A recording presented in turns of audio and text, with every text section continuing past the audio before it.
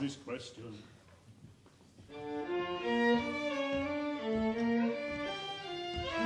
Come, gather round me, and I'll tell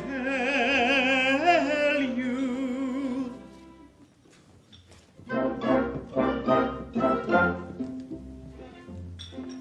A wandering minstrel I, a thing of shreds and patches, of ballads, songs, and snatches, and dreamy lullaby. My catalogue is long through every passion ranging, and to your humours changing.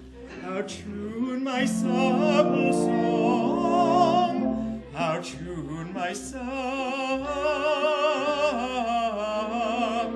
song. Are you in sentimental mood? I'll sigh with you.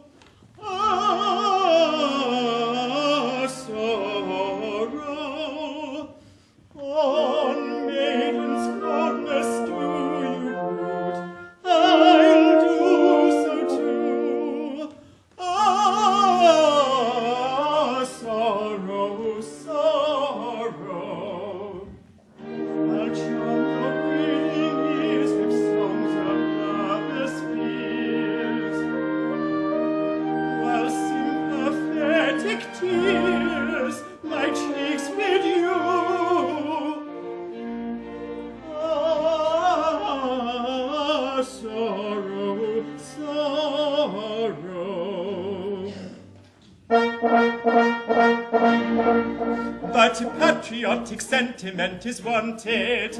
I've patriotic ballads cut and dried, for ere a country's banner may be planted, all our local banners are defied. Our warriors in serried ranks assembled, never quail or they conceal it if they do.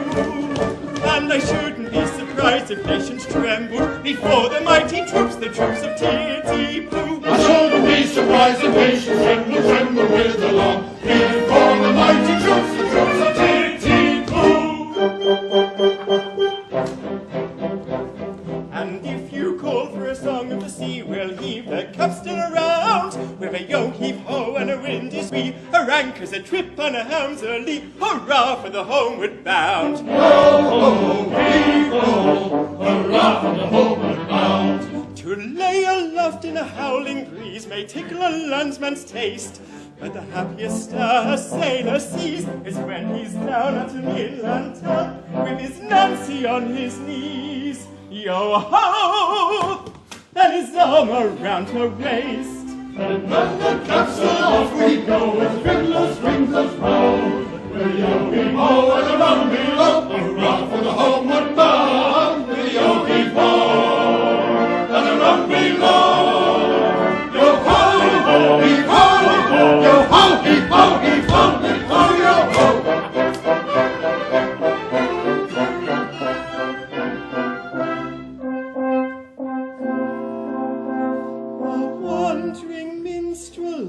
A thing of shreds and patches, of ballads, songs and snatches, and dreamy lullaby, and dreamy lullaby.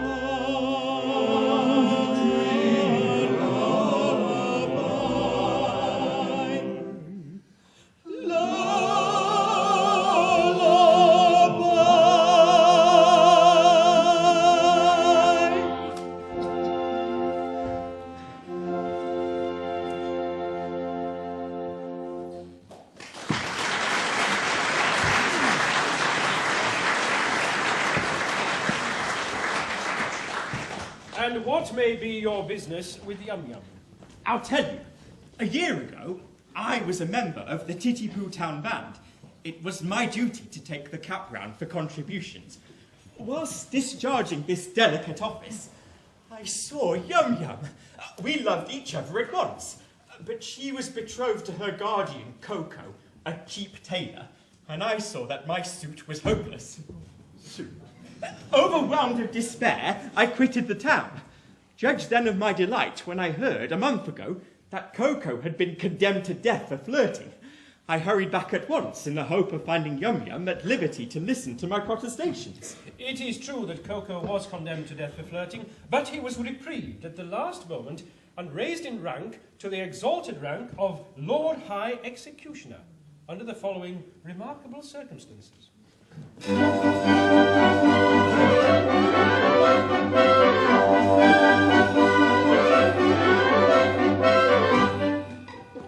A great Mikado, virtuous man, when he to rule the land began, resolved to apply a plan whereby young men might best be steadied. So he decreed in words succinct that all who flirted, leered, or winked, unless connubially linked, should forthwith be beheaded, beheaded, beheaded,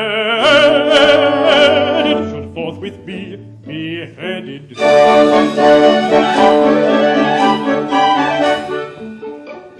And I expect you'll all agree that he was right to so decree. And I am right, and you and I, and all is right as right can be. And you are right, and we are right, and all is right as right as right can be. And all is right as right can be. Right as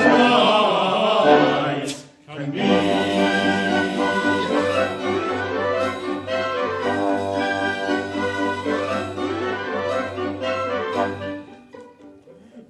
Decree you'll understand caused great dismay throughout the land, for young and old and shy and bold were equally affected. The youth who winked a roving eye or breathed a non-connubial sigh was thereupon condemned to die.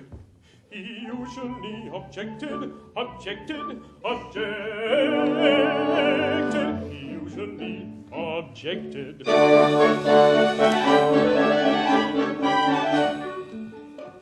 And you'll allow, as I expect, that he was right to so object. And I am right, and you are right, and everything is quite correct. And you are right, and we are right, and everything is quite correct. And everything is quite correct. All is quite correct.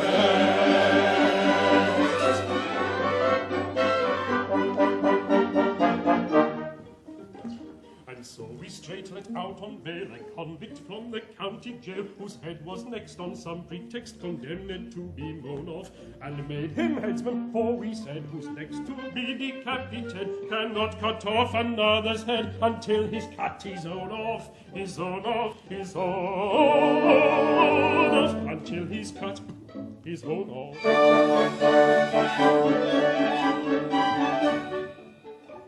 And we are right, I think you'll say, to argue in this kind of way. And I am right, and you are right, and all is right to lure and lay. And you are right, and we are right, and all is right to lure and lay.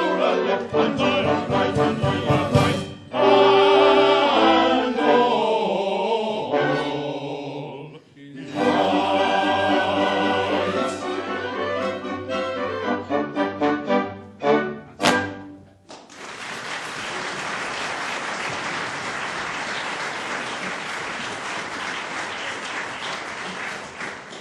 Coco, the cheap tailor, Lord High Executioner of Titipu.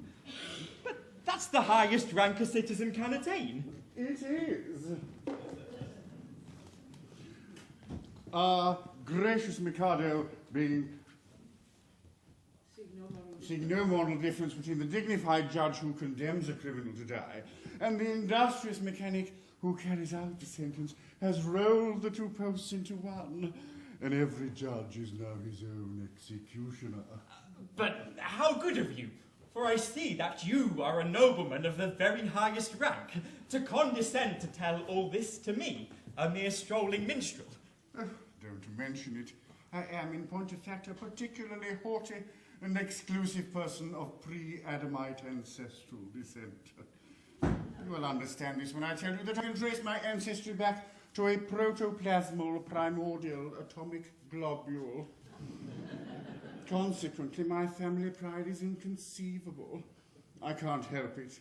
I was born sneering.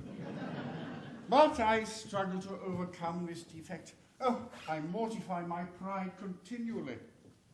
Why, when all the great officers of state resigned as a body because they were too proud to serve under an ex-tailor, did I not unhesitatingly accept all their posts at once? And the cellar is attached to them, you did? It is consequently my degrading duty to serve this upstart as First Lord of the Treasury, Lord Chief Justice, Commander-in-Chief, Lord High Admiral, Master of the Buckhounds, Groom of the Backstairs, Archbishop of Titipu, and Lord Mayor, both acting and elect. And at a salary. A poobah paid for his services, I, a salaried minion. But I do it. It revolts me, but I do it. And it does you credit. And I don't stop at that. I go and dine with middle-class people on reasonable terms. I dance at cheap suburban parties for a moderate fee. I accept refreshment at any hand, however lowly. I also retail state secrets for a very low fee. For instance, any further information about Yum Yum would come under the head of the state secret.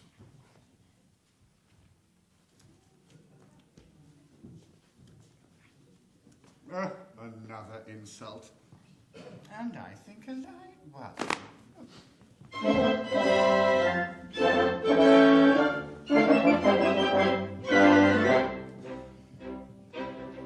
Young young men despair, likewise go to Yum Yum the fair. You must not woo, it will not do. I'm sorry for you, you very imperfect ablutioner.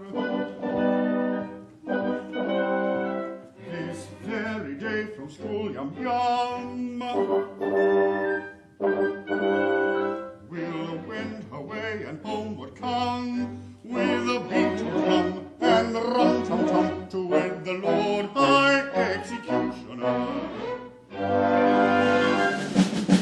And the brass will crash, and the trumpets play, and they'll clatter-dash on their wedding day. She'll toddle away as Oliver with the Lord High Executioner. And the brass will crash, and the trumpets play, and they'll clatter-dash on their wedding day. She'll toddle away as Oliver with the Lord High Executioner.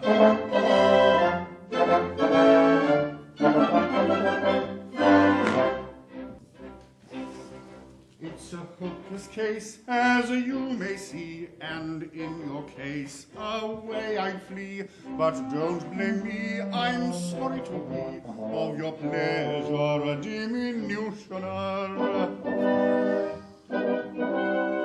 They'll vow their pact extremely soon. In point of fact, this afternoon, a honeymoon with that buffoon at 7 commences, so you should hurry. And the brass will crash, and the trumpets play, and they'll clatter-dash on their wedding day. She'll toddle away as Oliver with the Lord High Executioner. And the brass will crash, and the trumpets play, and they'll clatter-dash on their wedding day. She'll toddle away as Oliver with the Lord High Executioner.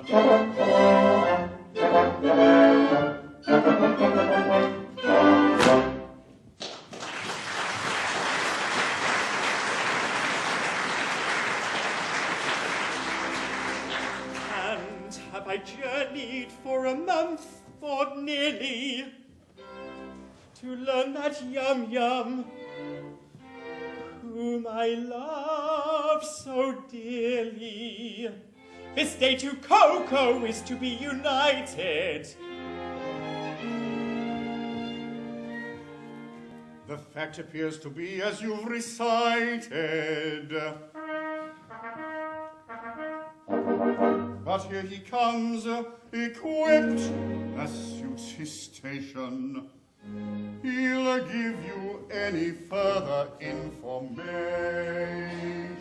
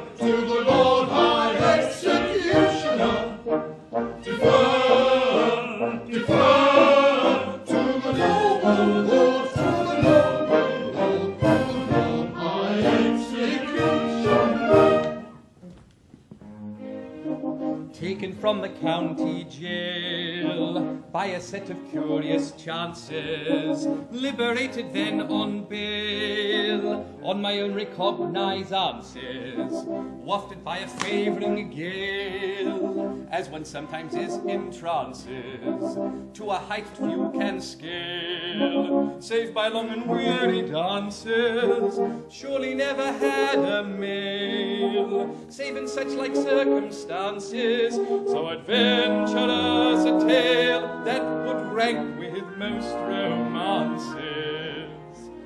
taken from the county jail by a set of curious chances. Surely never had a meal so adventurous a tale. Defer, defer to the Lord High Executioner.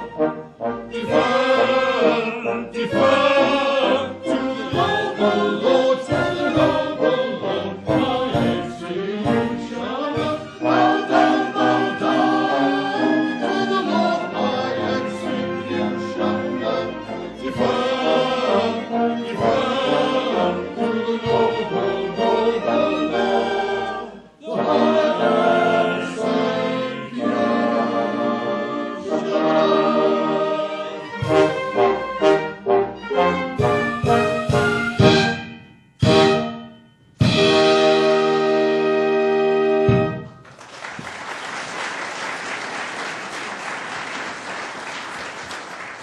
Gentlemen, I am most touched by this reception. I can only trust that by strict attention to duty, I shall ensure a continuance of those favours which it will ever be my study to deserve. If I am ever called upon to act professionally, I am happy to think that there will be no difficulty in finding plenty of people whose loss will be a distinct gain to society at large.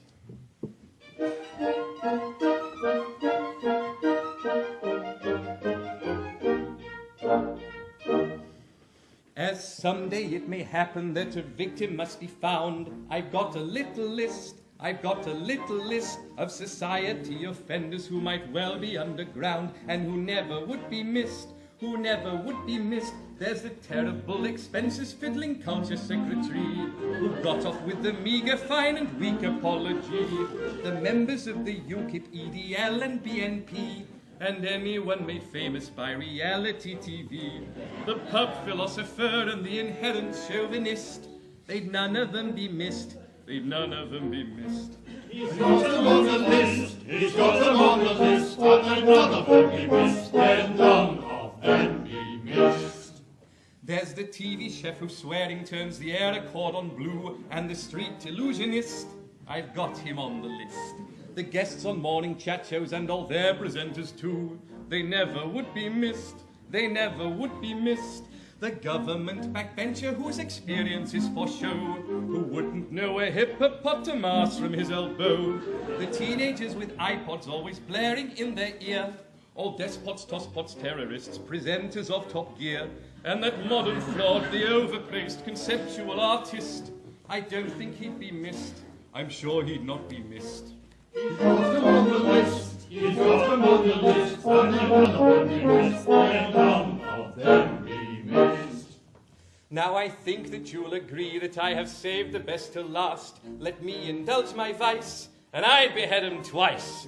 A group of politicians from the now and recent past with pictorial device. You'll guess them in a trice. Those apologetic statesmen of a compromising kind, such as, what do you call him? Think of me, Bob. And likewise, Michael Gove. And, and, what's his name? And also, you know who. The task of filling up the list I'd rather leave to you, but it really doesn't matter whom you put upon the list, for they'd none of them be missed. They'd none of them be missed. You may put them on the list, you may put them on the list, and none of them be missed, and none of them be missed.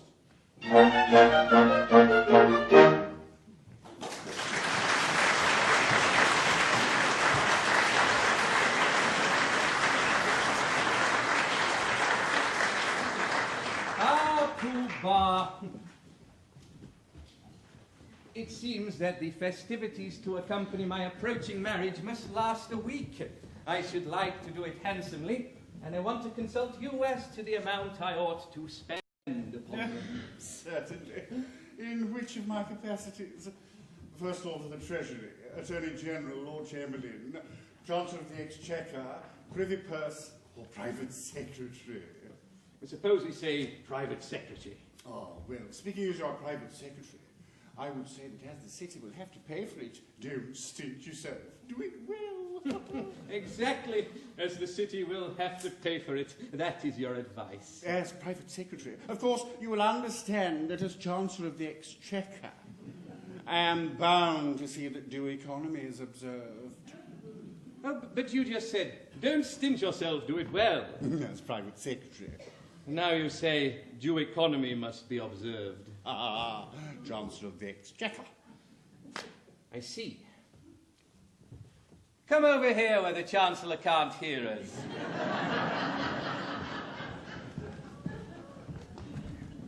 Now, as my solicitor, how would you advise me to deal with this difficulty?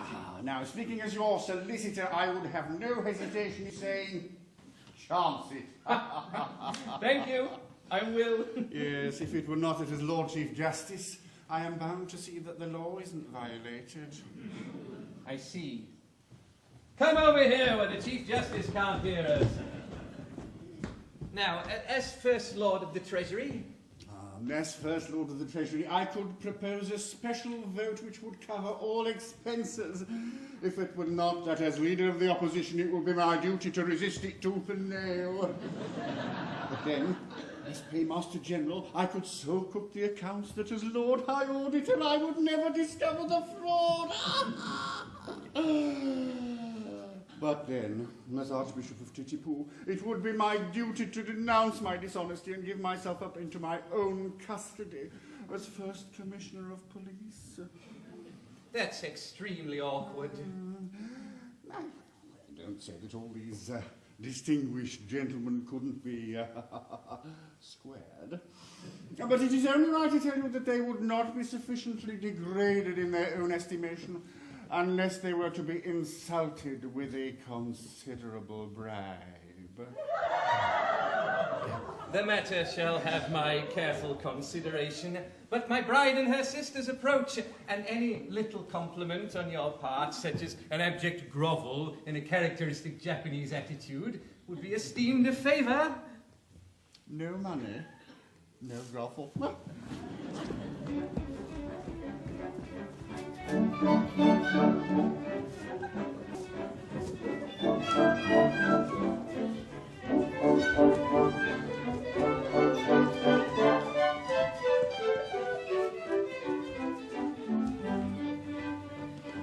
Comes a train of little ladies, from scholastic travels free. Each a little bit afraid is, wondering what the world can be. Is it not a world of trouble, sadness set to song? Is its beauty but a bubble, bound to break along?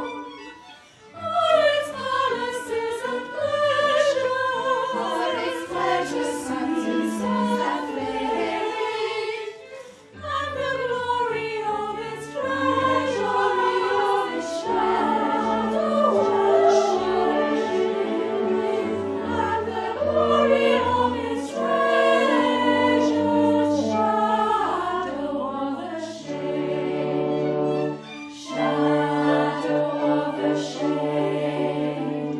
Schoolbells ring and under, from scholastic travels free, and we wonder, we wonder,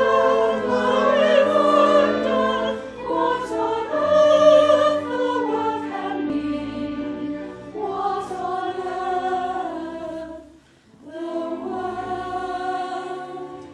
can be.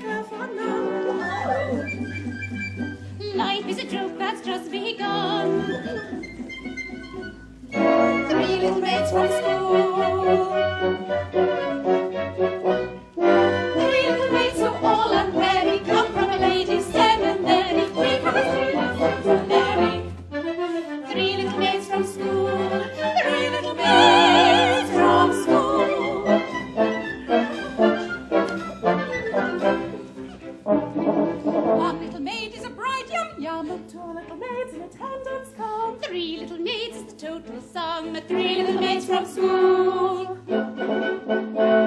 Oh, three little maids take one away. Two little maids remain and they won't have to wait very long, they say. Three little maids from school. Three little maids from school. Three little maids who all unwary come from a ladies' seminary. Three from a genius to Tulare. Three little maids from school. Three little maids from school.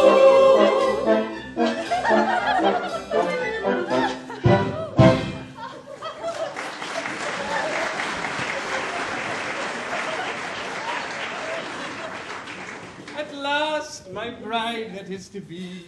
Oh, you're not going to kiss me before all these people, are you? Well, that was the idea. Seems odd, doesn't it? It's rather peculiar. Oh, I expect it's all right. Must have a beginning, you know. Well, of course, I know nothing about these things. But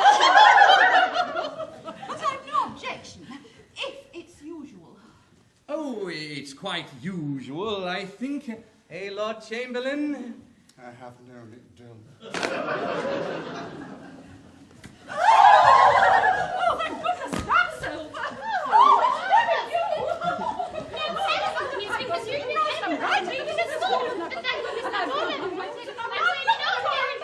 I beg your pardon. Will you present me? Oh, this is One at a time, if you please. If you please, this is the gentleman who used to play so beautifully on the Marine Parade. Yes, I believe that was the name of the instrument. Sir, I have the misfortune to love your ward, Yum Yum. Oh, I know I deserve your anger. Anger? Not a bit, my boy. Why, I love her myself. Charming little girl, isn't she? Pretty eyes, nice hair, taking little thing altogether. Very glad to hear my opinion backed up by a competent authority. Thank you very much. Goodbye. Take him away. I beg your pardon, but what is this? A customer come to try on? That is a tremendous swell. Go away, little girls. Can't talk to little girls like you. Go away, there's dears. Bah, allow me to present you. These are my 3 wards. The one in the middle is my bride-elect. What do you want me to do to them? Mind, I will not kiss them. Oh, no, you shan't kiss them. A little bow, a mere nothing. You needn't mean it, you know. Well, it goes against the grain.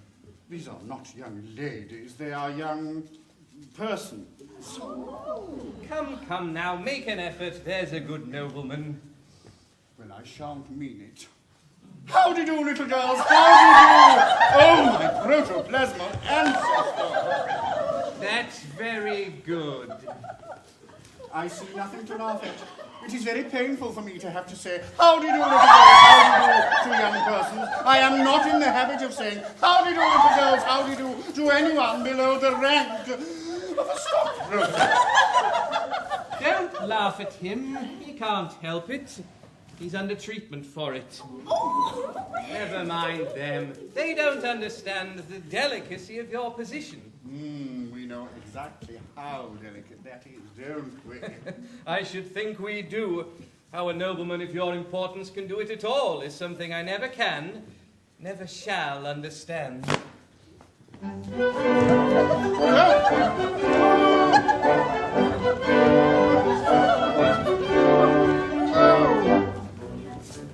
So please, so we must regret if we have failed in etiquette. Towards another rank so high, we shall know better by and by. But youth, of course, must have its things, so pardon us, so pardon us. And don't indulge us, happy spring, be pardon us, if we're inclined to dance and sing tra-la-la-la, tra-la-la-la. But you, of course, must have its things, so pardon us. Don't indulge us, happy spring, be pardon us. You, of course, must have its things, so pardon us. Tra-la-la-la-la-la-la, tra-la-la-la-la-la.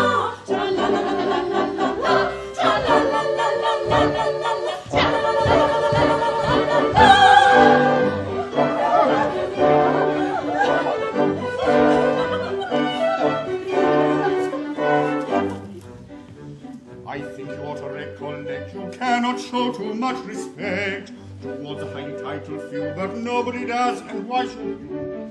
That youth at us should have its fling is hard on us, to our prerogative weakling. So pardon us, if we decline to dance and sing. But you, of course, must always fling, so pardon us, and don't sing down. Must always fling behind us.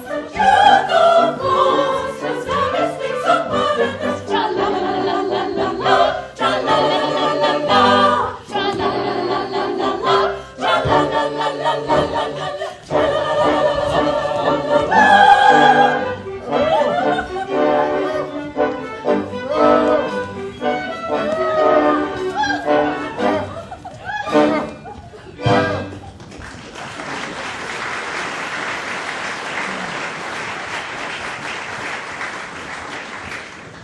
Yum, at last we are alone.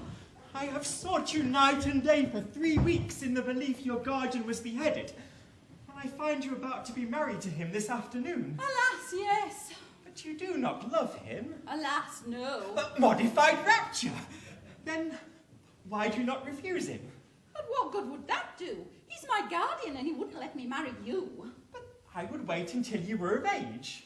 But you forget that in Japan, girls do not arrive at years of discretion until they are 50. True. From 17 to 49 are considered years of indiscretion. Besides, a wandering minstrel who plays a wind instrument outside tea houses is scarcely the fitting husband for the ward of the Lord High Executioner. But shall I tell her? Yes, she will not betray me. What if it should prove that, after all, I am no musician? There, I was certain of it directly I heard you play. What if it should prove that I am no other than the son of His Majesty the Mikado? The son of the Mikado? But why is your Highness disguised? And what has your Highness done? And will your Highness promise never to do it again? Some years ago, I had the misfortune to captivate Katisha, an elderly lady in my father's court. She misconstrued my customary affability into expressions of affection and claimed me in marriage under my father's law. My father, the Lucius Junius Brutus of his race, ordered me to marry her within a week or perish ignominiously on the scaffold. That night, I fled his court and, assuming the disguise of a second trombone, I joined the band in which you found me, where I had the happiness of seeing you. I think your Highness had better not come too near. The laws against flirting are excessively severe. But we are quite alone and no one can see us. Still, that doesn't make it right. To flirt is capital. It is capital. And we must obey the law. Oh, deuce take the law. I wish it would, but it won't. If it were not for that, how happy we might be. Happy indeed. If it were not for the law, we should be sitting side by side, like that. Instead of being obliged to sit half a mile away, like that. We should be gazing into each other's eyes, like that. Breathing sighs of unutterable love. Oh, like that. With our arms round each other's waists, like that. Yes, if it wasn't for the law. If it wasn't for the law. As it is, of course, we couldn't do anything of the kind. Not for worlds. Being engaged to Coco, you know. Being engaged to Coco.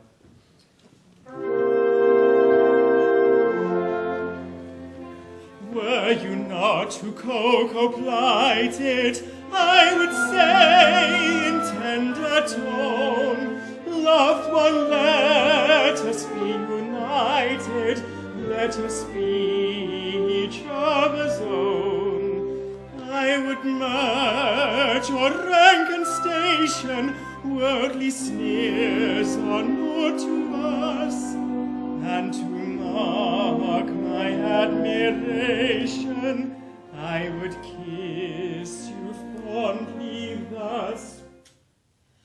He would kiss me fondly thus. But as I'm engaged to Coco, to embrace you thus con fuoco would distinctly be no joke, and for yam I should get Coco Coco, Coco, Coco. So in spite of all temptation,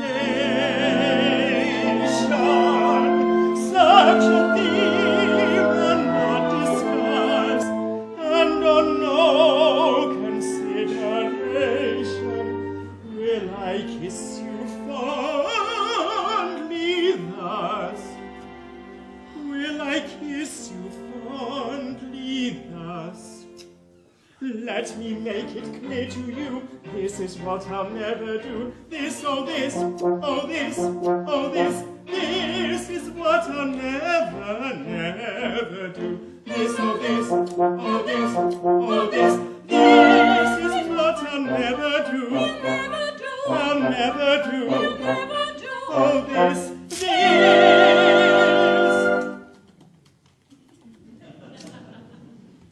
is what I'll never,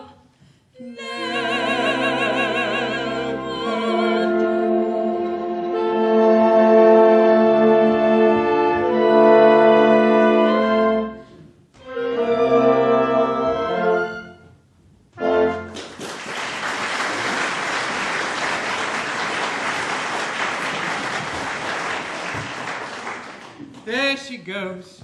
To think how entirely my future happiness lies wrapped up in that little parcel. Really, it hardly seems worthwhile. Oh, matrimony! Is there... Now then, what is it? Can't you see I'm soliloquizing? You, sir, have interrupted an apostrophe. I am the bearer of a letter from His Majesty, Mikado. The Mikado? What in the world can he have to say to me? Oh.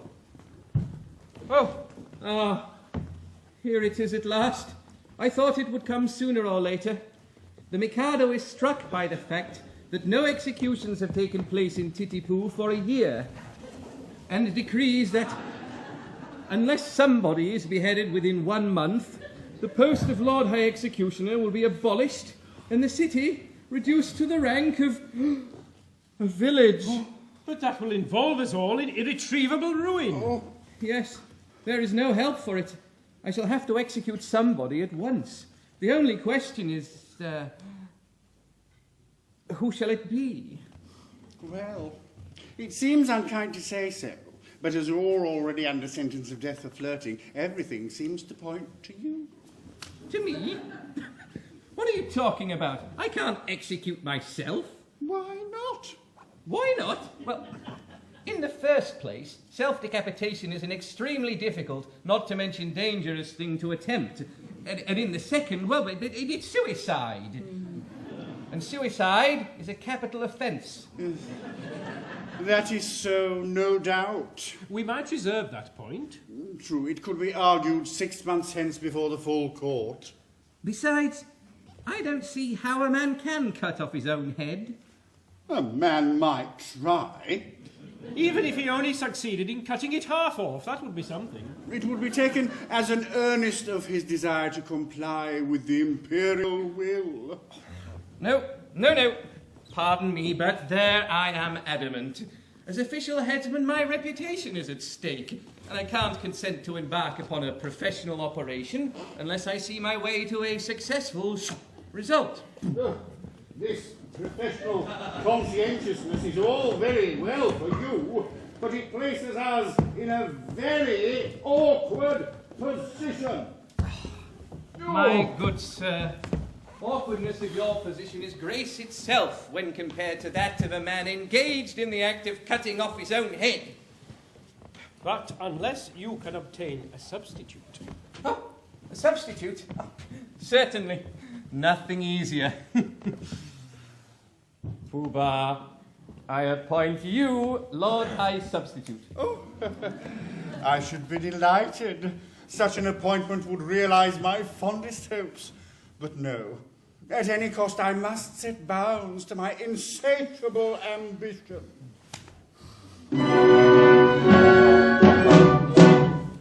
I am so proud if I allowed my family pride to be my guide. I volunteer to quit this sphere instead of you in a minute or two. But family pride must be denied and set aside and mortified and mortified. My brain it teems with endless schemes, both good and new, for titty-poo. But if I flit the benefits that I diffuse, the town would lose. Now every man to aid his clan should plot and plan as best he can. I heard one day a gentleman say that criminals who are cut in two can hardly feel the fatal steel, and so are slain without much pain. If this is true, it's jolly for you. Your courage screw to bid us adieu.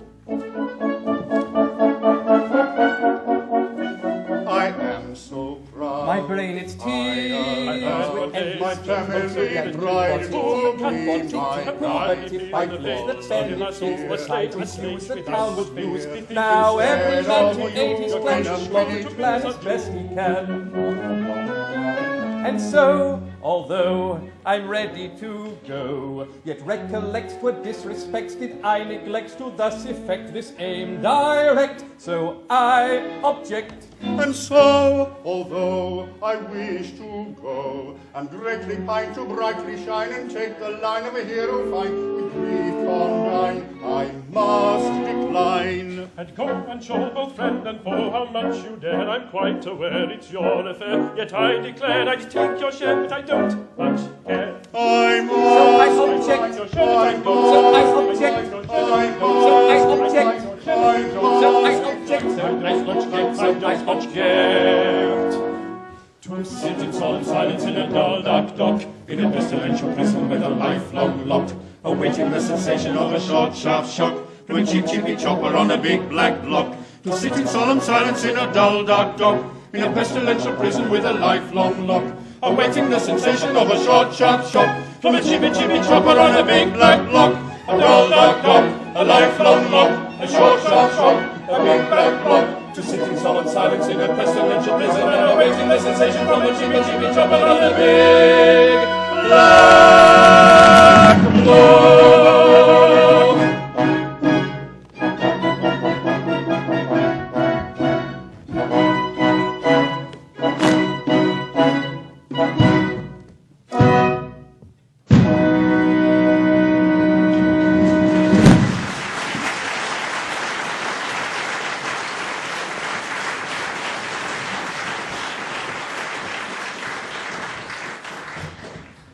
This is simply appalling. I, who allowed myself to be respited at the last moment simply in order to benefit my native town, am now required to die within a month, and that by a man who I have loaded with honours. Is this public gratitude? Is this... Oh, go away, sir. How dare you? Am I never to be permitted to soliloquize? Go on, don't mind me. Is this... What are you going to do with that rope? I am about to terminate an unendurable existence. Terminate your existence? Nonsense, sir. What for? Because you are going to marry the girl I adore. Nonsense, sir. I won't permit it. I am a humane man, and if you attempt anything of the kind, I shall order your instant arrest. Come now, or I summon my guard. That's absurd. If you attempt to raise an alarm, I instantly perform the happy dispatch with this dagger. Oh, no, don't do that. Oh. Oh, this is horrible. Why, you cold-blooded scoundrel, are you aware that in taking your own life, you are committing a crime which is, oh, substitute. What's the matter? Is it absolutely certain that you are resolved to die? Absolutely. Will nothing shake your resolution? Nothing. Threats, entreaties, prayers, all useless? All. My mind is made up. Well then, if you really mean what you say, and if you are absolutely resolved to die, and if nothing whatsoever will shake your determination, well, don't spoil yourself by committing suicide, but be beheaded handsomely at the hands of the public executioner. I don't see how that would benefit me. You don't. Observe. You will have a month to live, and you'll live like a fighting cock at my expense. When the day comes, there'll be a grand public ceremonial. You'll be the central figure. No one will attempt to deprive you of that distinction.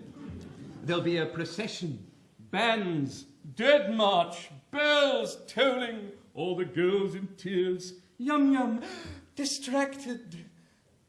Then, when it's all over, general rejoicing and a display of fireworks in the evening.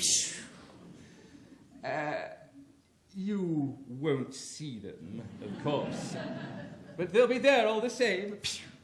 Do you think Yum Yum would really be distracted at my death? I am convinced of it. Bless you. She's the most tender-hearted little creature alive. I should be sorry to cause her pain.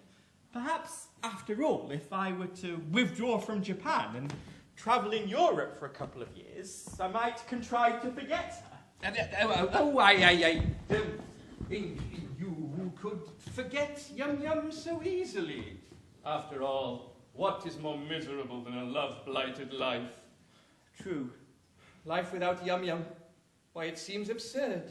And yet, there are a good many people in the world who have to endure it. Poor devils, yes. You are quite right not to be of their number. I won't be of their number. Noble fellow! I'll tell you how we'll manage it. Let me marry Yum Yum tomorrow, and in a month, you may behead me. No. I draw the line at Yum Yum. Very well. If you can draw the line, so can I. Stop. Listen, one moment. Be reasonable.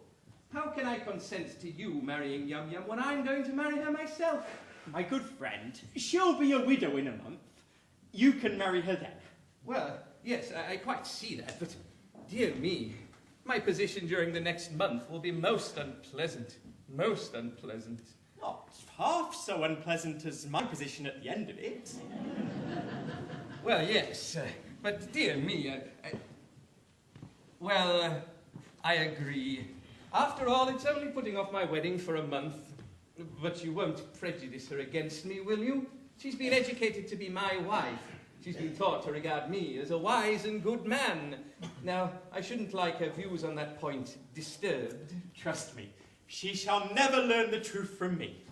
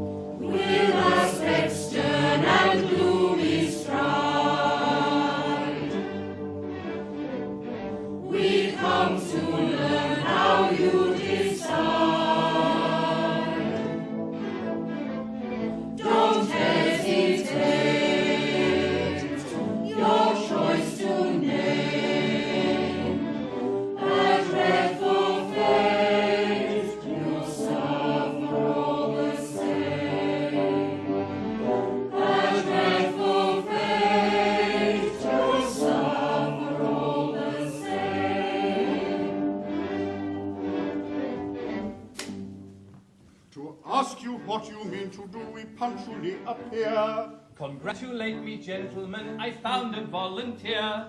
The Japanese equivalent of here. His name, Kipu. I think he'll do. Yes, he'll do.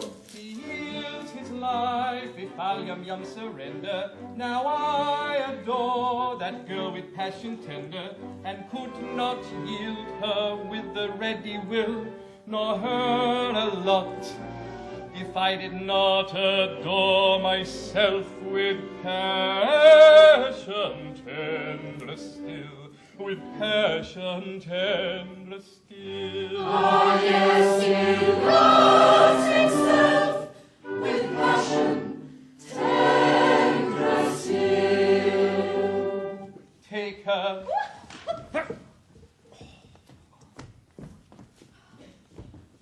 She's yours.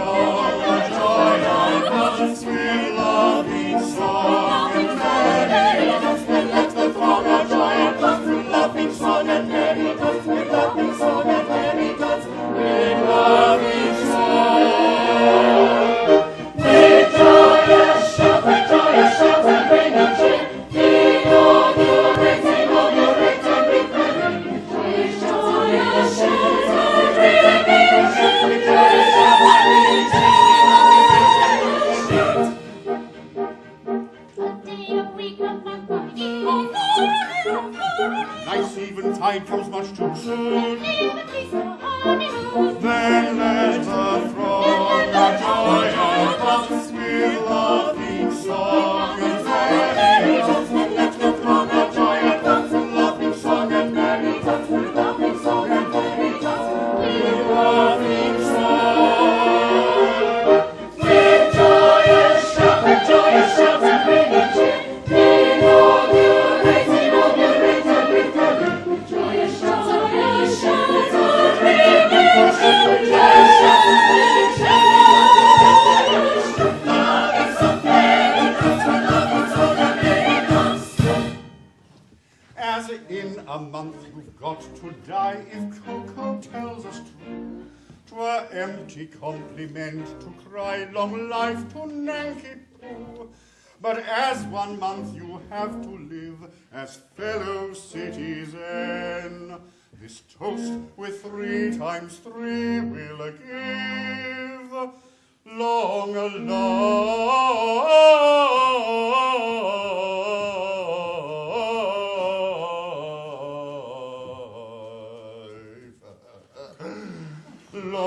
life to you, long life to you, long life to you, till then. May all good fortune prosper you, may you have health, may you have health and riches, may you succeed in all you do.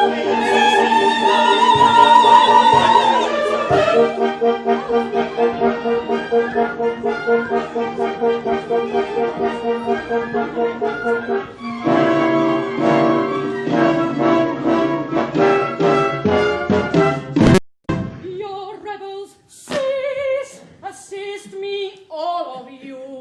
What is it whose evil eyes rain light on their cities?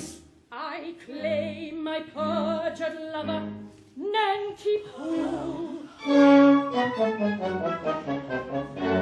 fool to shun delights that never close. Oh, read the deadly word from John. Come back, oh shadow fool, come back to John. Away, away, ill-fated one. Ah, 'tis Katisha, the maid of whom I told you. No, you shall not go. These arms shall thus enfold you.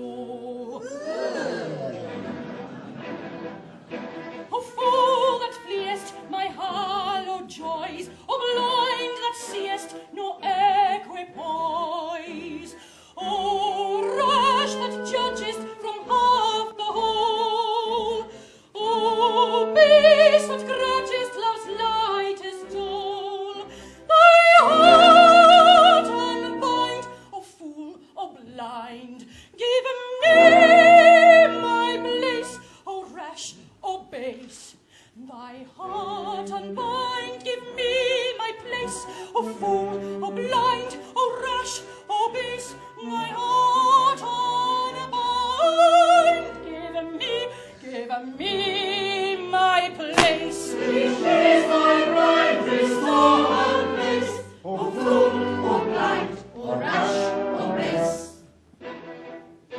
Pink cheek that ruleth where wisdom serves, right eye that foolest heroic nerve, rose lip that scornest low-laden years, smooth tongue that warnest who rightly hears. Thy time is nigh, pink cheek, bright eye, thy nail is rung, rose lip, smooth tongue. Thy doom is nigh, thy knell is rung, pink cheek, bright eye, rose lip, smooth tongue.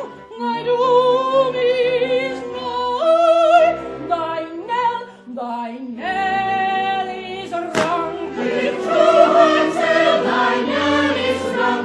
Pink cheek, bright eye, rose lip, smooth tongue. Thy doom is nigh, Pink cheek, bright eye, rose lip, smooth tongue. Thy knell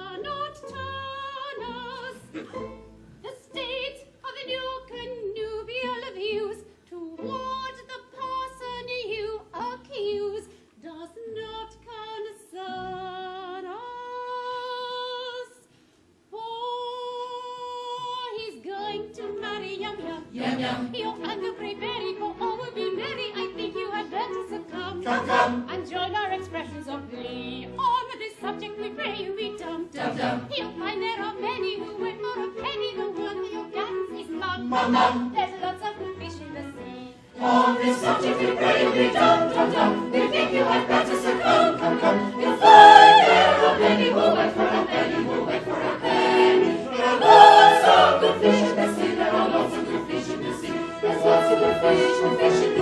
There's lots of good fish in the sea, in the sea, in the sea, in the sea, in the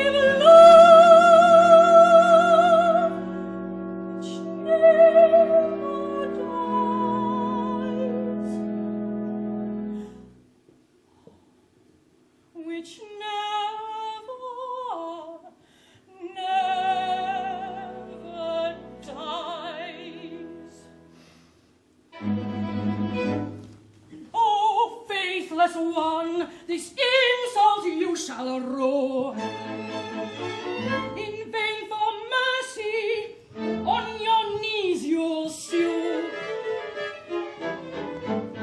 I'll tear the mask from your disguising. Now comes the blow. Prepare yourselves for new surprising. I'll foil my foe. No minstrel he, despite bravado. I know he is the son of yours. In vain you interrupt with this tornado. He is the only son of yours. I'll spoil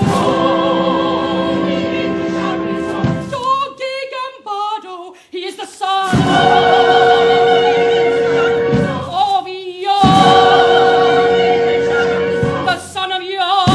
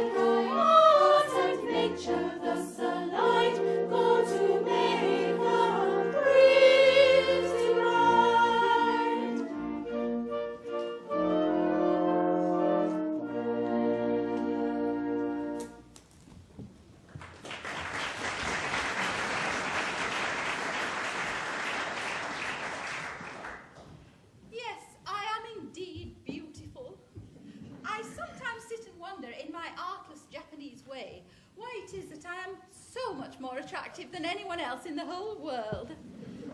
Can this be vanity? No. I am a child of nature, and I take after my mother.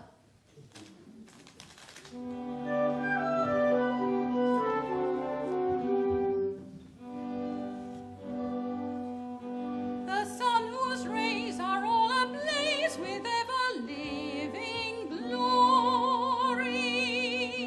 does not deny his majesty, he scorns to tell a story. He don't exclaim, I blush for shame, so kindly be indulgent. But fierce and bold in fiery gold, he glories all effulgent.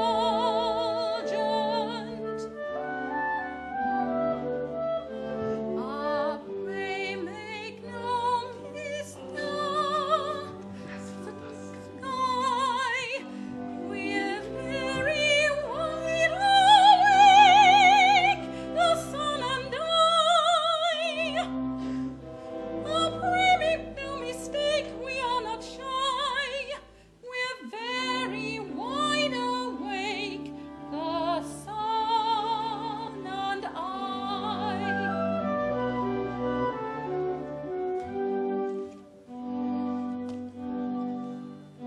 Observe his flame, that placid dame, the moon's celestial highness.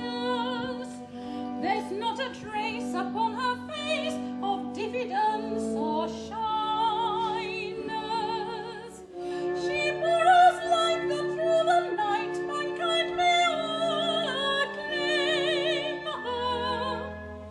And truth to tell, she lights up well, so I for one don't blame her. I pray make no mistake, we are not shy, we're very wide awake, the moon and I. Oh, pray make no mistake, we are not shy, we're very wide awake, the moon and I.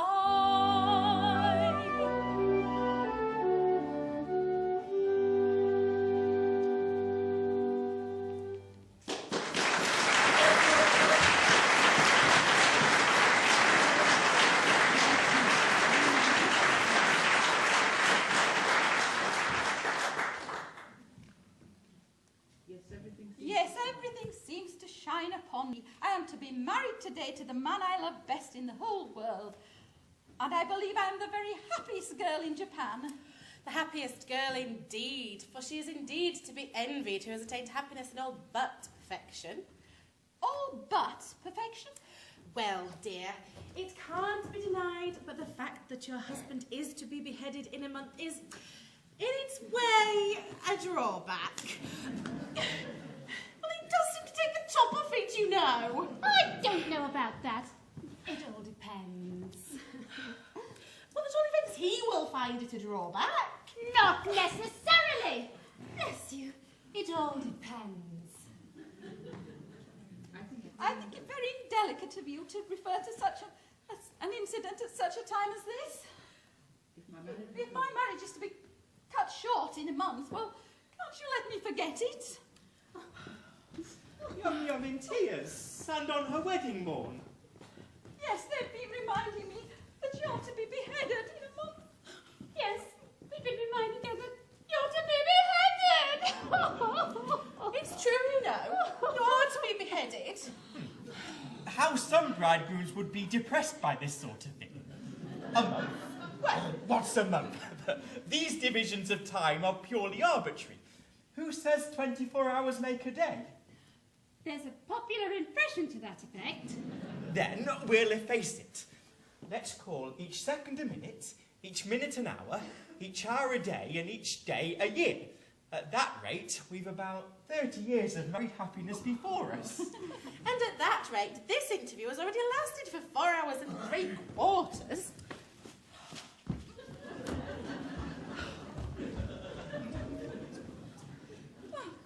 flies when one is thoroughly enjoying oneself. That's the way to look at it. Don't let's be downhearted. There's a silver lining to every cloud. Yes, let's be perfectly happy. By all means, let's thoroughly enjoy ourselves. It's absurd to cry. Perfectly ridiculous.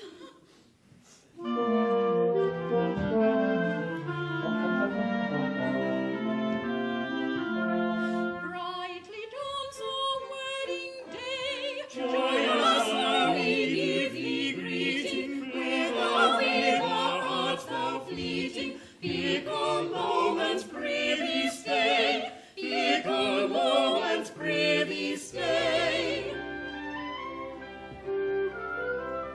What though mortal joys be hollow, Pleasures come if sorrows follow. Though the toxin sound their long,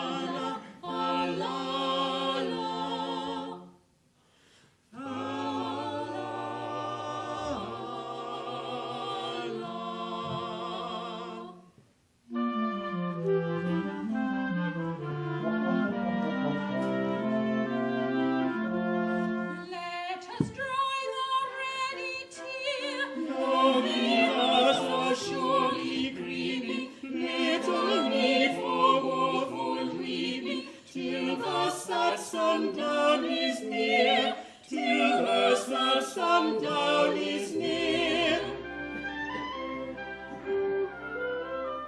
all must sip the cup of sorrow. I today and thou tomorrow. This the close of every day. This the close of every day.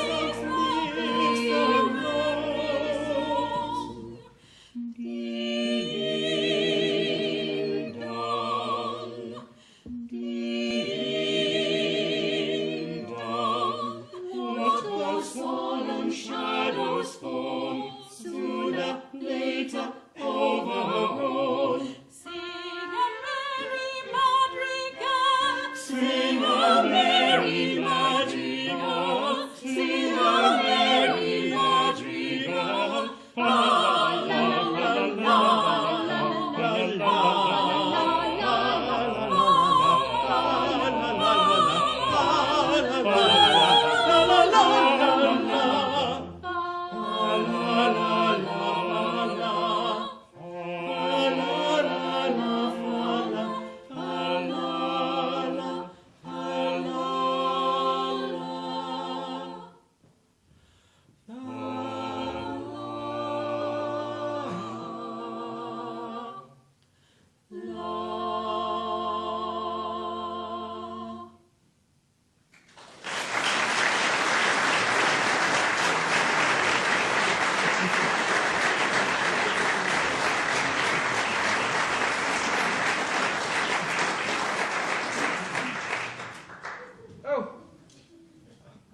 Go on, don't mind me. I'm afraid we're distressing you.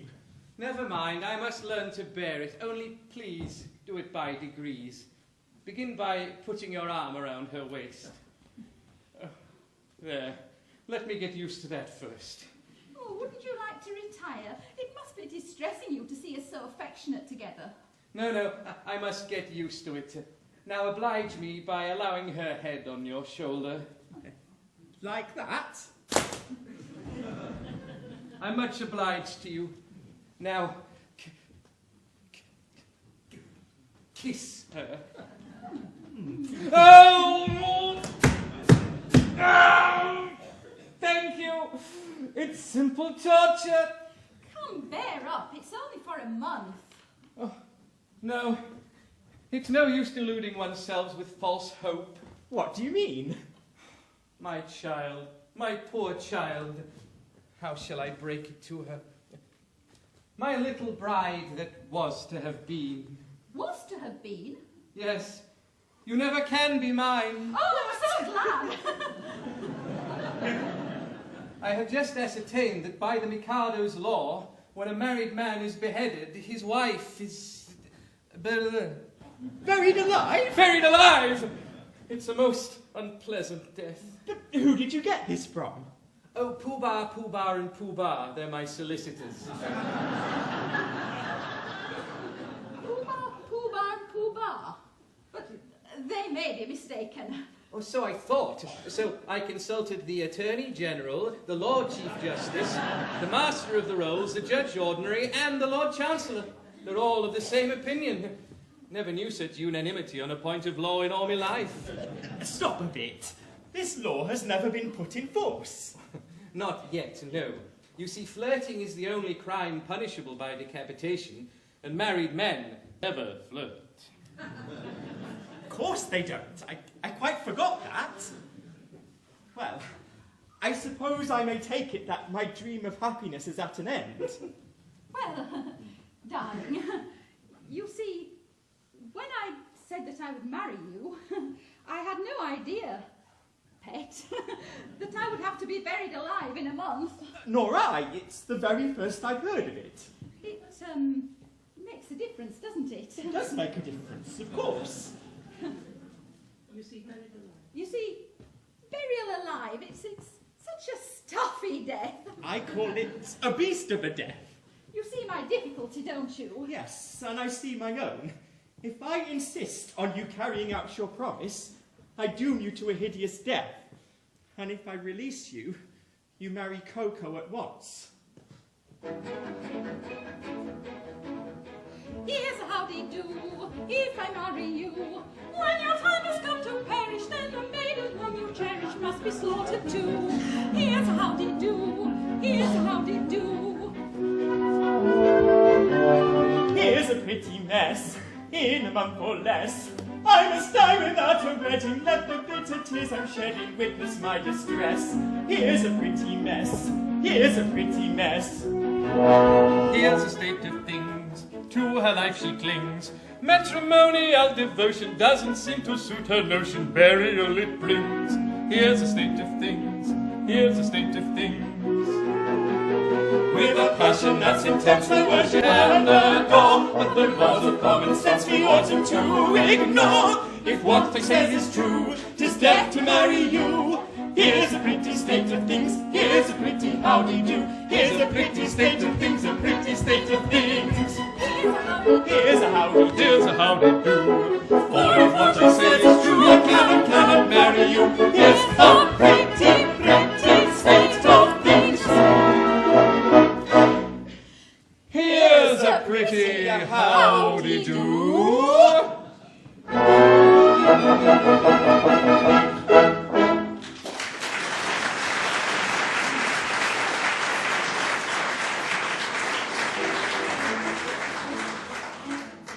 Here's a howdy-do, if I marry you. When your time has come to perish, then the maiden whom you cherish must be slaughtered too. Here's a howdy-do, here's a howdy-do. Here's a pretty mess, in a month or less. I must die without a wedding, let the bitter tears I'm shedding witness my distress. Here's a pretty mess, here's a pretty mess. Here's a state of things, to her life she clings. Matrimonial devotion doesn't seem to suit her notion, burial it brings. Here's a state of things, here's a state of things. With a passion that's intense I worship and adore, but the laws of common sense we oughtn't to ignore. If what they say is true, 'tis death to marry you. Here's a pretty state of things. Here's a pretty howdy-do. Here's a pretty state of things. A pretty state of things. Here's a howdy. Here's a howdy-do. Here's a howdy-do. All of what I say is true. I cannot marry you. Here's a Pretty, pretty state of things.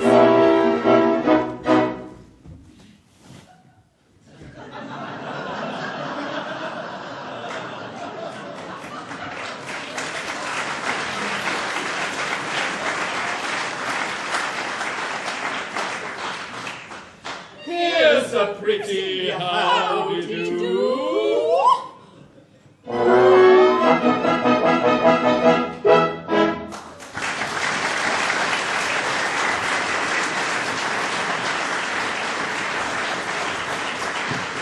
Here's the state of things. Coco always wins. Oh, my poor boy. I'm really very sorry for you. Thanks, old fellow. I'm sure you are. You see, I'm quite helpless. I quite see that. I can't conceive of anything more distressing than to have one's wedding broken off at the last moment. But you shan't be disappointed of a wedding. You shall come to mine. I'm getting married in the morning. That's awfully kind of you, but I'm afraid it's impossible. Why so? Today I die. What do you mean? I can't live without Yum Yum. This afternoon I performed the Happy Dispatch. No. Pardon me, I can't allow that. Why not? Why, hang it all, you're under contract to die by the hand of the public executioner in a month's time. If you kill yourself, well, what's to become of me? I shall have to be executed in your place. It would certainly seem so. Now then, Lord Mayor, what is it? Come on, out with it. I wouldn't want to die of old age before I've had the chance to be beheaded. The Mikado and his suite are approaching the city and will be here in 10 minutes. The Mikado? He's coming to find out whether I've carried out his orders. Now listen, this is getting serious. A bargain's a bargain, and you really mustn't frustrate the ends of justice by committing suicide. As a man of honour and a gentleman, you are bound to die ignominiously at the hands of in the hands of the public executioner. Very well then, behead me. What, now? Certainly, at once. Chop it off, Coco, chop it off. My good sir, I don't go around prepared to execute gentlemen at a moment's notice. Why, I've never even killed a blue bottle. Still, as Lord High Executioner. My good sir, as Lord High Executioner, I've got to execute him in a month. I'm not ready yet. I don't know how it's done. I'm going to take lessons. I mean to begin with a guinea pig, and then work my way up through the animal kingdom until I come to a second trombone.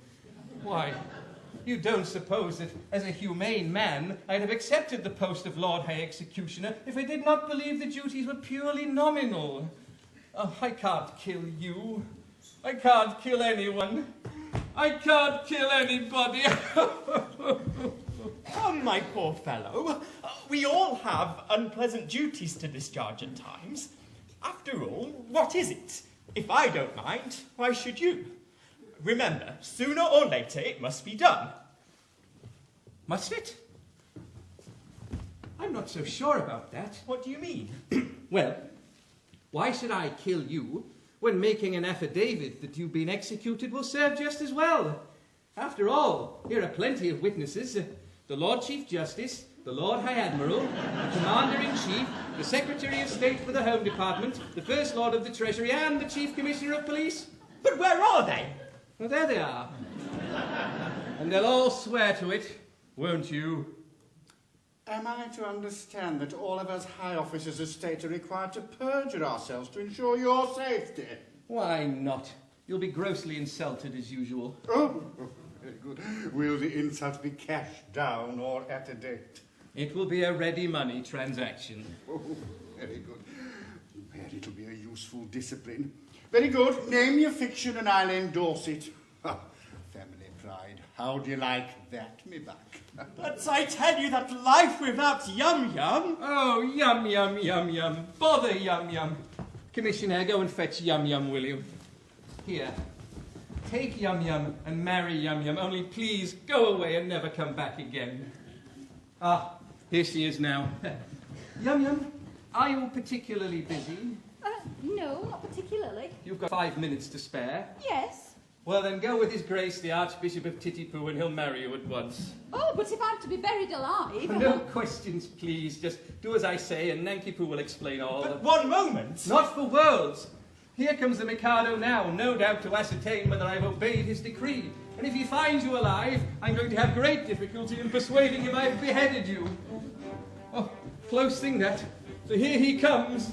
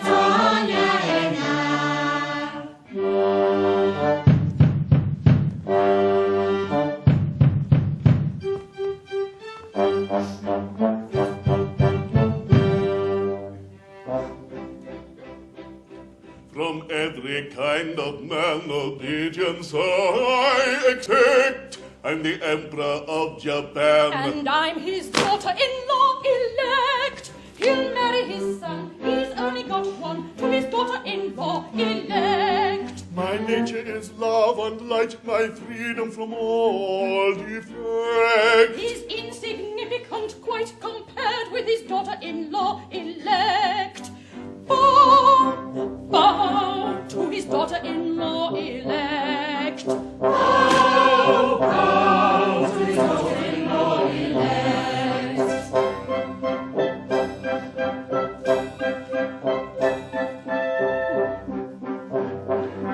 In a fatherly kind of way, I govern each tribe and sect, or cheerfully own my sway. Except his daughter-in-law elect, as tough as a bone with a will of her own, is his daughter-in-law elect. My nature is love and light, my freedom from all effect. He's insignificant quite compared with his daughter-in-law elect.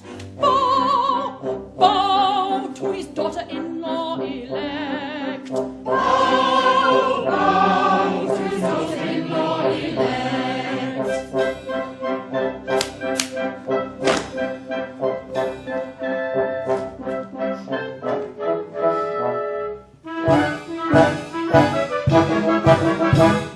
A more humane Mikado never did in Japan exist.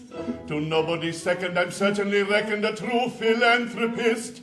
It is my very humane endeavor to make to some extent each evil liver a running river of harmless merriment. My object all sublime I shall achieve in time, to let the punishment fit the crime, the punishment fit the crime, and make it prisoner pent, unwillingly represent a source of innocent merriment, of innocent merriment. All prosy, dull society sinners who chatter and bleat and bore are sent to hear sermons from mystical sermons who preach from 10 till 4. The amateur tenor whose vocal villain is all desired to shirk should during off hours exhibit his powers to madden to swords waxwork. The lady who dyes a chemical yellow or stains a grey hair puce, or pinches her figure is painted with vigor and permanent walnut juice. The idiot who in railway carriages scribbles on window panes, we only suffer to ride on the buffer of parliamentary train.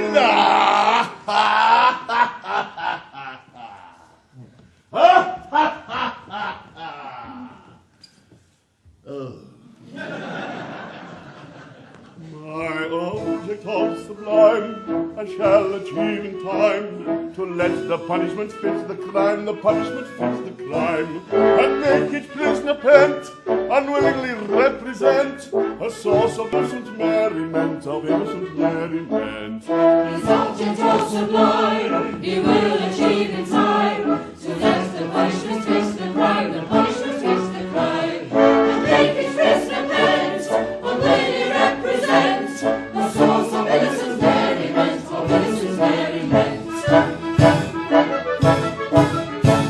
The advertising quack who wearies with tales of countless cures, his teeth are enacted should all be extracted by terrified amateurs.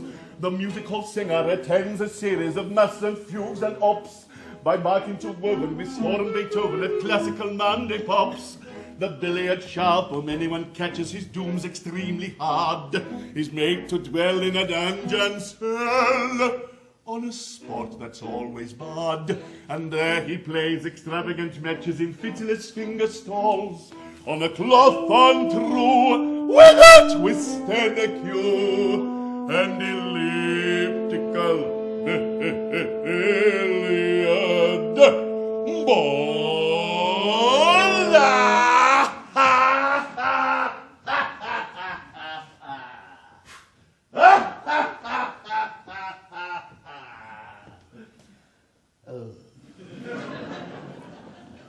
My object all sublime shall achieve in time, to let the punishment fit the crime, the punishment fit the crime, and make each prisoner pent, unwillingly represent a source of innocent merriment, of innocent merriment. His object all sublime he will achieve in time, to let the punishment fit the crime, the punishment fit the crime, and make each prisoner pent, unwillingly represent a source of innocent merriment, of innocent merriment.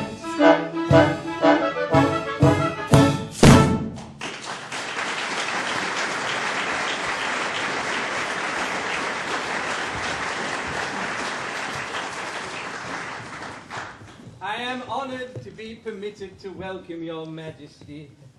I guess the object of your majesty's visit. Your wishes have been attended to. The execution has taken place. Oh, you've had an execution, have you? Yes, the coroner has just handed me his certificate. I am the coroner. And this is the certificate of death.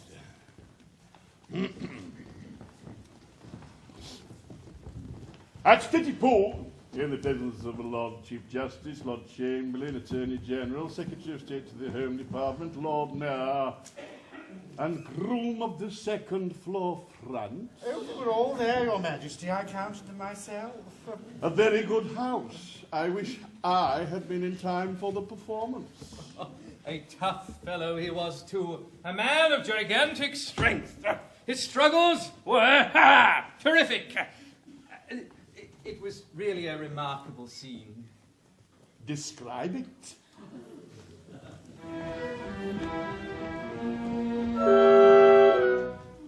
The criminal cried as he dropped him down in a state of wild alarm. With a frightful, frantic, fearful frown, I bared my big right arm. I seized him by his little pigtail, and on his knees fell he. As he squirmed and struggled and gurgled and guggled, I drew my snake a snake, my snake a snake. Oh, never shall I forget the cry or the shriek that shrieked he, as I gnashed my teeth when from its sheath I drew my snake a snake. We know it well, we cannot tell him true or from the tales. He always tries to own the lies, and every time he fails. He shivered and shook as he gave the sigh for the stroke he didn't deserve. Then all of a sudden his eye met mine, and it seemed to graze his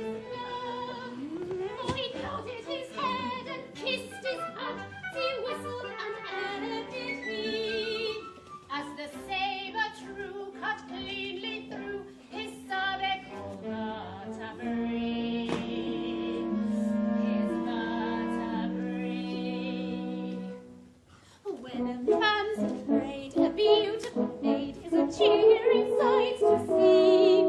And it's oh, I'm glad that moment sad was soothed by sight of me. A terrible tale began to sail me through the times of breeze. A taste is that for faultless fact amounts to bad disease. Now, though you'd have said that head was dead, for its owner dead was he.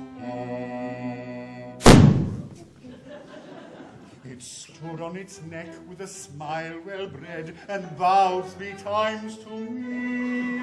It was none of your impudent offhand nods, but as humble as could be. For it clearly knew the deference due to a man of pedigree.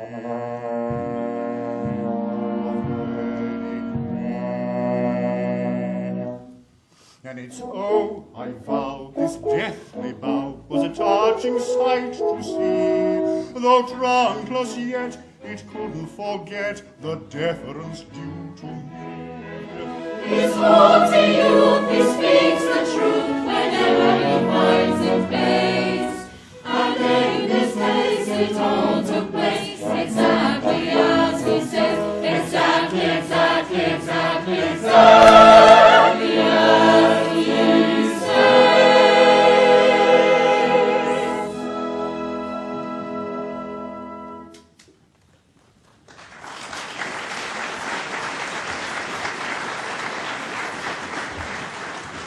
All this is very interesting, and I should like to have seen it. But we came about a totally different matter. A year ago, my son, the heir to the throne of Japan, bolted from our imperial court. Indeed. Had he any reason to be dissatisfied with his position? None whatever. On the contrary, I was going to marry him, and yet he fled. I am surprised he should have fled from one so lovely. That's not true. No. You hold that I am not beautiful because my face is plain. But you know nothing. You are still unenlightened. Learn then that it is not in the face alone that beauty is to be sought. My face is unattractive. It is. But I have a left shoulder blade that is a miracle of loveliness. People come miles to see it. My right elbow has a fascination few can resist. Oh, allow me in. It is on view Tuesdays and Fridays on presentation of a visiting card. As for my circulation, it is the largest in the world. And yet he fled. And is now masquerading in this town, disguised as a second trombone. A second trombone? Yes. Would it be troubling you too much to ask you to produce him? He goes by the name of Yankee Poo. Nanky Poo.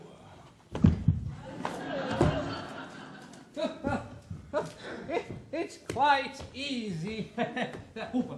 That is to say, rather difficult. In point of fact, he's Gone abroad. He's gone abroad. Gone abroad? His address? Oh, Upper Cumberworth. What's the matter? See here, his name, Nanky Poo, beheaded this morning. Oh, where shall I find another? Where shall I find another? Dear, dear, dear. This is very tiresome. My poor fellow, in your anxiety to carry out my wishes, you have beheaded the heir to the throne of Japan. I beg to offer an unqualified apology. I desire to associate myself with that expression of regret. We really hadn't the least notion. Of course, how could you tell? Come, come, my poor fellow, don't distress yourself. It was no fault of yours. If a man of exalted rank chooses to disguise himself as a second trombone, they must take the consequences. It really distresses me to see you take on so. I've no doubt he thoroughly deserved all he got. We are infinitely obliged to your majesty. Much obliged, your majesty. Oh, very much obliged to your majesty. Obliged, not a bit. How could you tell? Well, of course, we had no idea who the gentleman really was. It wasn't written on his forehead, you know. It might have been written on his pocket handkerchief, but Japanese don't use pocket handkerchiefs.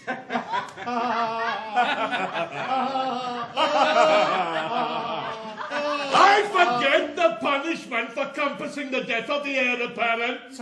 Punishment? Yes. Something lingering with boiling oil in it, I fancy. Something of that sort. I think boiling oil occurs in it, but I'm not sure. I know it's something humorous, but lingering. With either boiling oil or Melted lead. melted lead. Come, don't fret. I'm not a bit angry. If your majesty will accept our assurance, we had no idea. Of course. I knew nothing about it. I wasn't there. That's the pathetic part of it. The fool of an act says, compassing the death of the heir apparent. There's not a word about a mistake. No. Or not knowing. No. Or having no notion. No. Or not being there. No. There should be, of course. Yes. But there isn't. Oh. That's the slovenly way in which these acts are always drawn. However, cheer up. It'll be all right. I'll have it altered. Next session. Now, let's see about your execution. Will after luncheon suit you? Can you wait till then? Oh, Yes. We We can wait till then. Then we'll make it after luncheon. I don't want any lunch.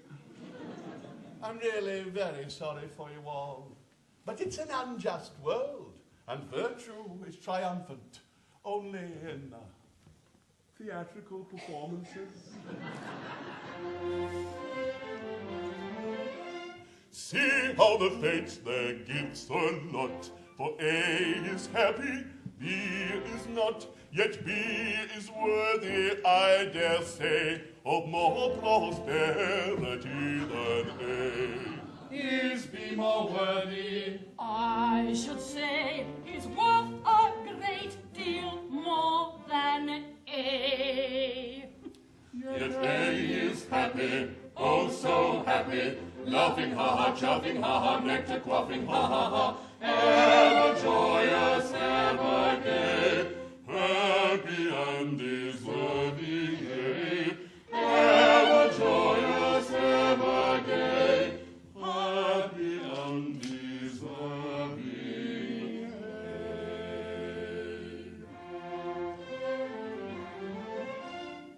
If I were fortune, which I'm not, B should enjoy A's happy lot, and A should die in misery. That is assuming I am B. But should A perish, that should be, of course, assuming I am B. He should be happy, oh so happy, laughing ha ha, chuffing ha ha, nectar quaffing ha ha ha, but condemned to die is he, wretched meritorious be, but condemned to die is he, wretched meritorious be.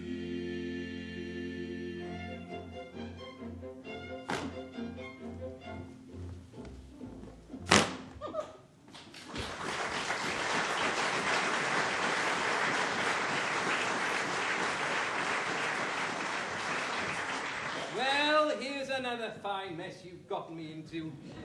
What with your nodding head and deference due to a man of pedigree.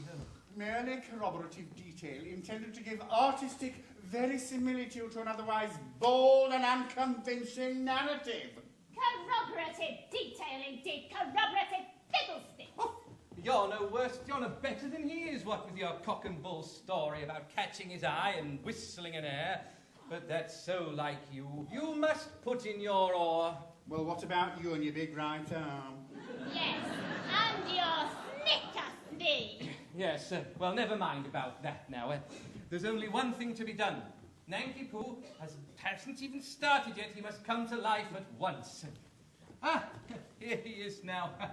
Nanki Poo, I've got good news for you.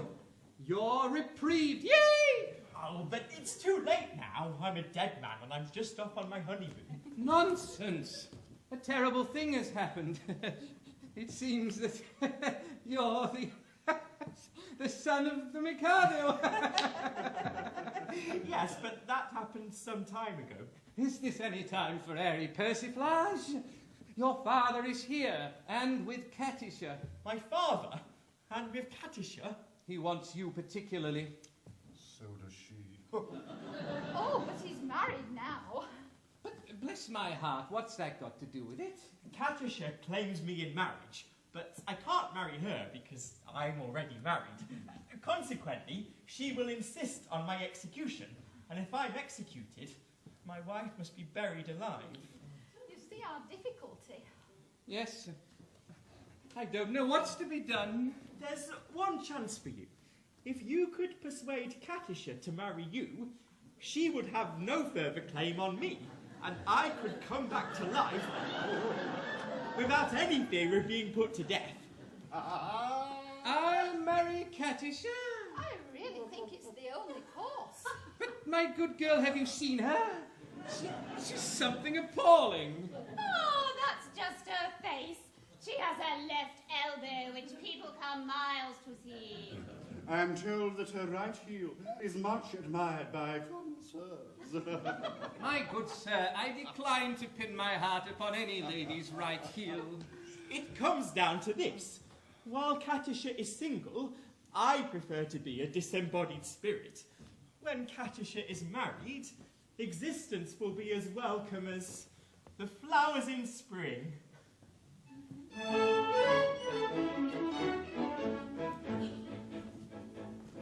The flowers that bloom in the spring, tra-la, bring promise of merry sunshine.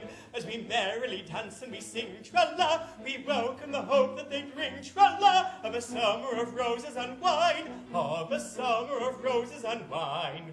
And that's what we mean when we say that a thing is welcome as flowers that bloom in the spring.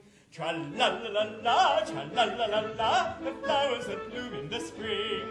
Tra-la-la-la-la, tra-la-la-la-la, tra-la-la-la-la-la.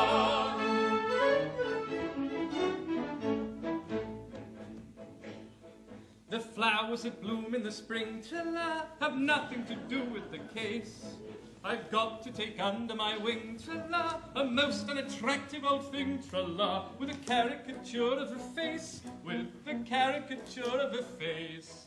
So that's what I mean when I say or I sing. Oh, bother the flowers that bloom in the spring, tra-la-la-la-la, tra-la-la-la-la, oh, bother the flowers of spring. Tra-la-la-la-la, tra-la-la-la-la, tra-la-la-la-la.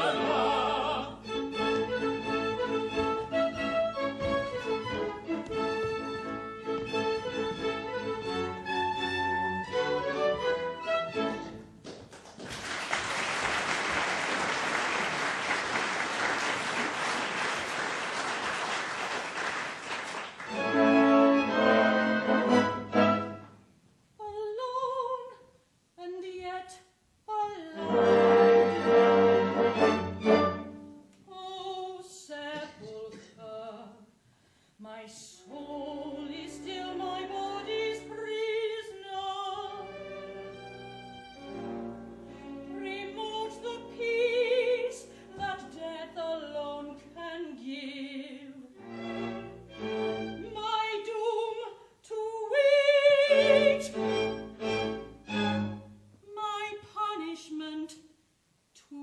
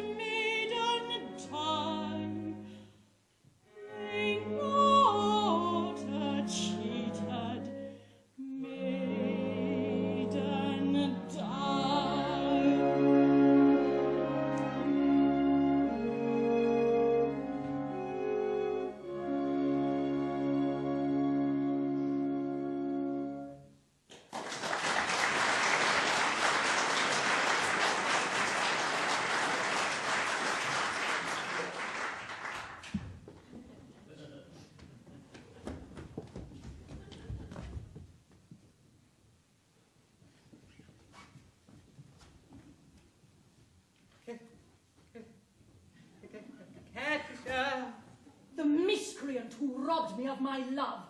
But vengeance pursues. They are heating the cauldron. Katisha, behold a suppliant at your feet. Katisha, mercy. Mercy? Have you mercy on him? See here, you have slain my love. He did not love me, but he would have loved me in time. I am an acquired taste. Only the educated palate can appreciate me. I was educating his palate when he left. Well, he is dead, and where shall I find another? It takes years to train a man to love me. Am I to go through the weary round again, and at the same time implore mercy for you who robbed me of my prey? I mean my pupil. Just as his education was on the point of completion, where shall I find another? Here. Here. What? Katisha, for years I have loved you with a white-hot passion that is slowly but surely consuming my very vitals. Ah, shrink not from me. If there is aught of a woman's mercy inside your heart, turn not away from a lovesick suppliant whose every fibre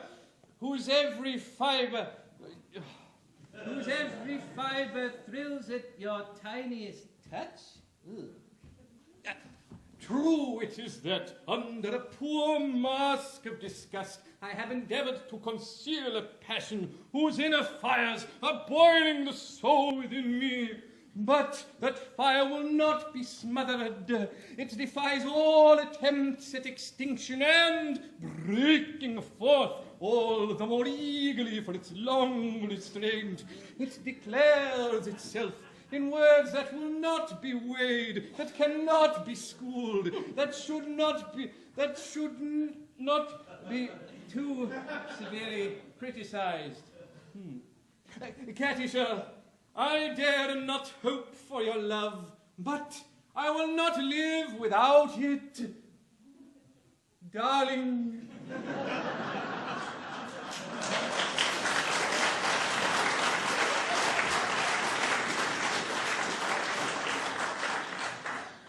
You, whose hands still reek with the blood of my betrothed, dare to address words of passion to the woman you have so foully wronged? I do. Accept my love at once, or I perish on the spot. Oh, go to. Who knows so well as I that no one ever yet died of a broken heart? You know not what you say. Listen.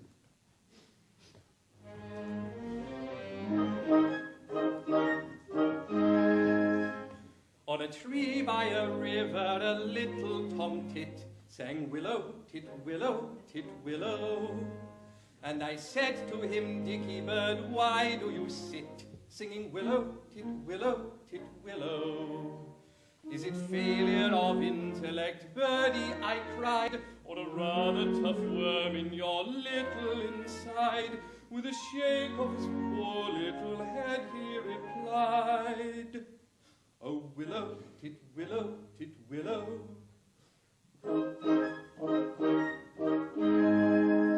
He slapped at his chest as he sat on that bough, singing willow, tit, willow, tit, willow. And a cold perspiration bespangled his brow. Oh, willow, tit, willow, tit, willow. He sobbed and he sighed, and a gurgle he gave as he plunged himself into the billowy wave, and an echo arose from his suicide grave.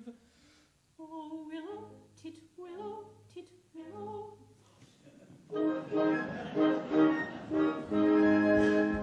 Now I feel just as sure as I'm sure that my name isn't willow, tit, willow, tit, willow. 'Twas blighted affection that made him exclaim, oh, willow, tit, willow, tit, willow. And if you remain callous and obdurate, I shall perish as he did, and you will know why, though I probably shall not exclaim as I die. Oh, willow, tit, willow, Titwillow.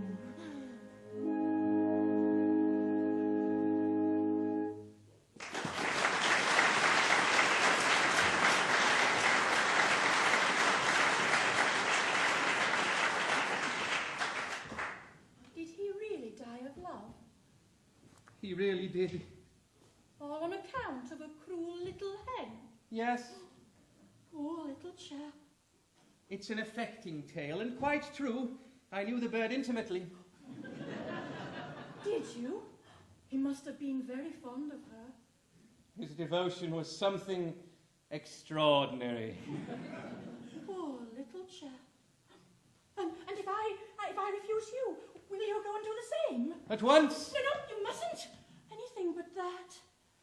Oh, I am a silly little goose. You are. And you won't hate me because I'm just a teensy-weensy wee bit bloodthirsty, will you? Hate you? Why, Patricia, is there not beauty even in bloodthirstiness? My idea exactly. There is beauty in the bellow of the blast, there is grandeur in the growling of the gale, there is eloquent applauding when the lion is a-roaring and the tiger is a-lashing of its tail. Yes, I like to see a tiger in the Congo or the Niger, and especially when lashing off his tail. Volcanoes have a splendor that is grim, and earthquakes only terrify the dogs. But to him who's scientific, there is nothing that's terrific in the falling of a flight of thunderbolts. Yes, in spite of all my meekness, if I have a little weakness, it's a passion for a flight of thunderbolts.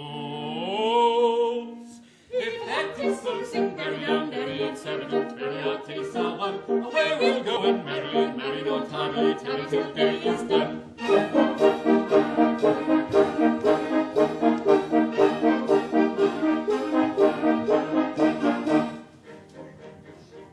There is beauty in extreme old age. Do you fancy you are elderly enough? Information I'm requesting on a subject interesting is a maiden all the better when she's tough. Oh, that's why Dominion, it's the general opinion that she'll last a good deal longer when she's tough. Are you old enough to marry, do you think? Won't you wait until you're 80 in the shade? There's a fascination frantic in a ruin that's romantic. Do you think you are sufficiently decayed? To the matter that you mention, I have given some attention, and I think I am sufficiently decayed. If that is so, sing very down, very extravagant, very arty, so on. Away we'll go and marry no tardily, tarry till day is done. If that is so, sing very down, very extravagant, very arty, so on. Away we'll go and marry no tardily, tarry till day is done. Sing very down, very no tardily, tarry till day is done.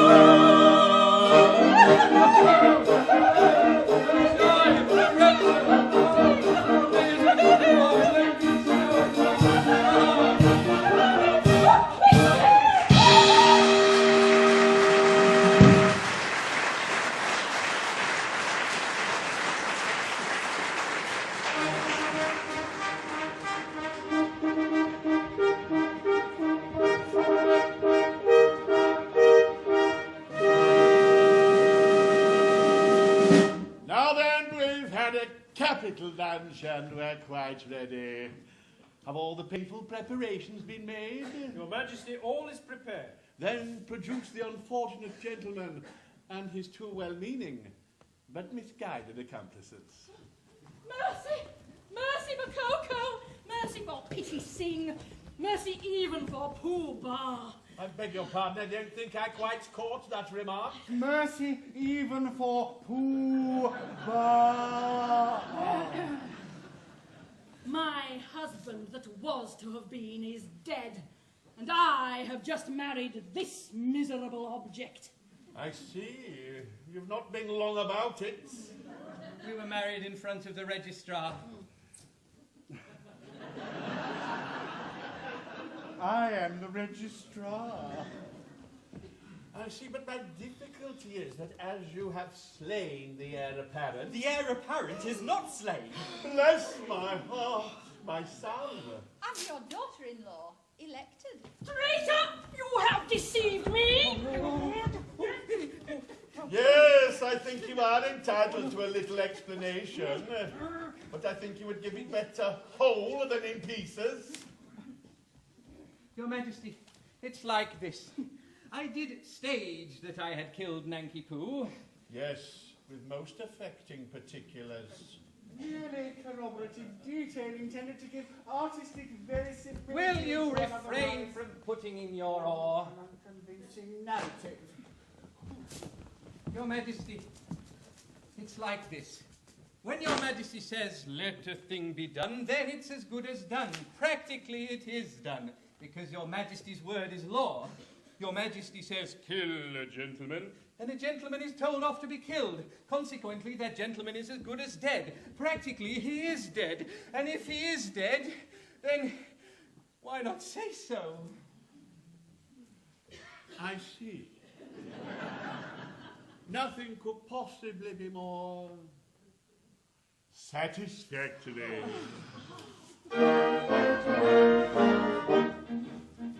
Oh, he's gone and married Yum Yum. Yum Yum. You're having prepared for all be merry. I think you had better succumb. Come. And join our expressions of pain. On this subject, I pray you be dumb. Your notions so many are not worth a penny. The word for your guidance is mum. You were very good bargaining me. On this subject we pray be dumb. I think you had better succumb. Fly there, a penny for a penny, who was for a penny. Lots of good fish in the sea, there are lots of good fish in the sea. There's lots of good fish in the sea. There's lots of good fish in the sea, the sea, the sea, the sea, the sea. The threatened cloud was passed away, and overnight we come to see.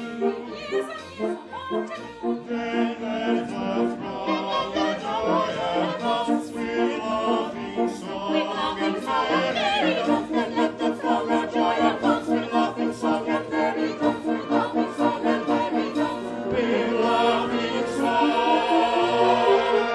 With joyous shout and ring and cheer. Ring on your legs and on your rings and lift your ring. With joyous shout and ring and cheer. Ring on your ring and cheer. With joyous shout and ring and cheer. Ring on your rings and lift your ring. With laughing song and merry dance. With laughing song and merry dance.